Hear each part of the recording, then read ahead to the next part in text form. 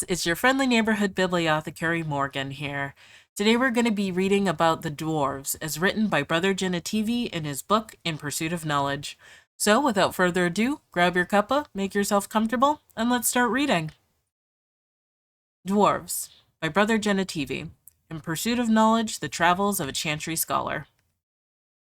The City of Orzammar. The Dwarves are lauded for their craftsmanship, and the city of Orzammar is one of their finest works. Orzammar lies at the heart of the Frostback Mountains, deep underground. The city arcs outward from the royal palace, which is built around a natural lava vent, continually fountaining liquid rock which both lights and heats the entire cavern. The topmost tier of Orzammar is home to the noble caste, with their palaces fanning out in both directions from the court of the king as well as the Shaperate, which serves as a repository for all dwarven knowledge.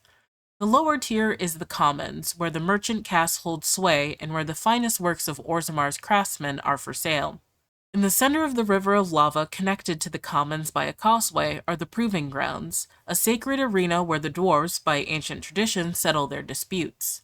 On one side of the fiery river are the ruins of old dwarven palaces fallen into disrepair, which the locals call Dust Town, now home to the city's casteless.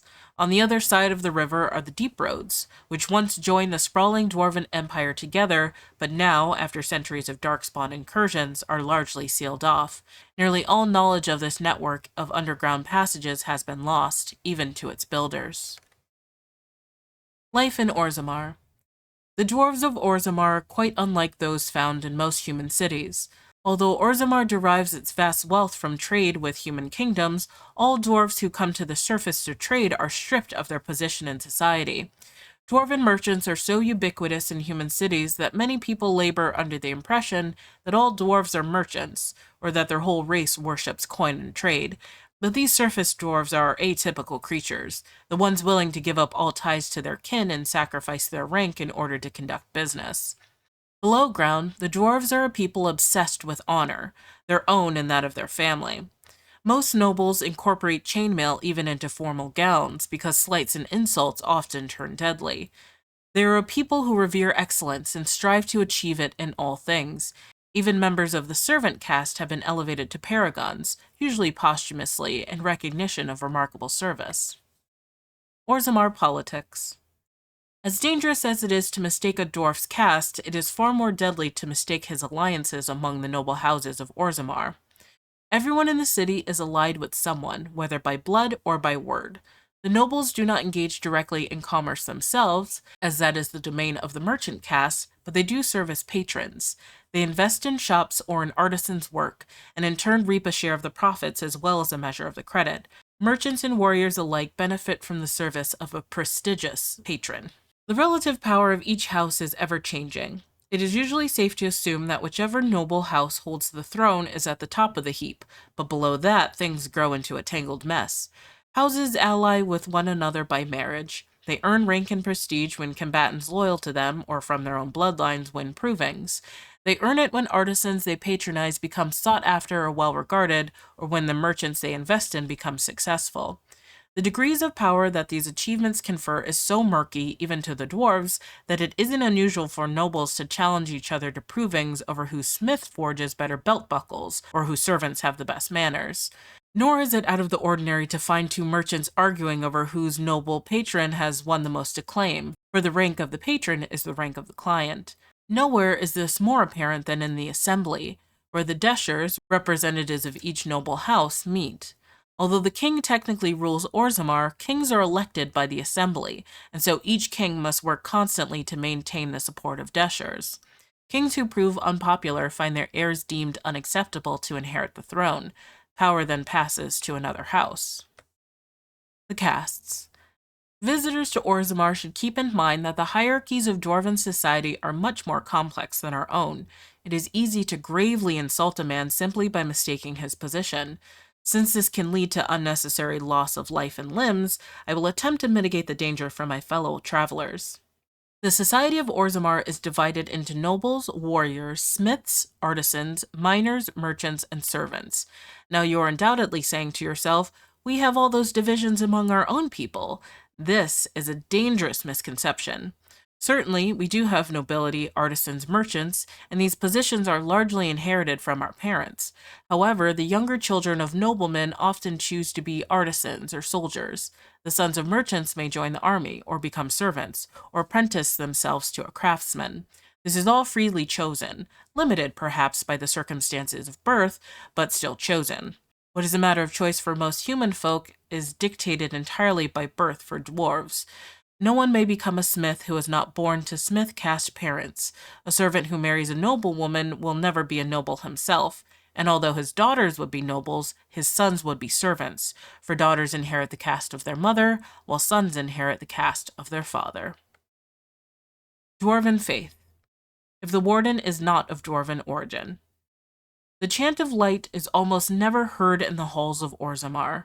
This is hardly surprising, for unlike the elves, who were literally abandoned by their gods, or the Devinters, who worship dragons, the dwarves have no gods at all. Even the concept of worship is foreign in Orzammar.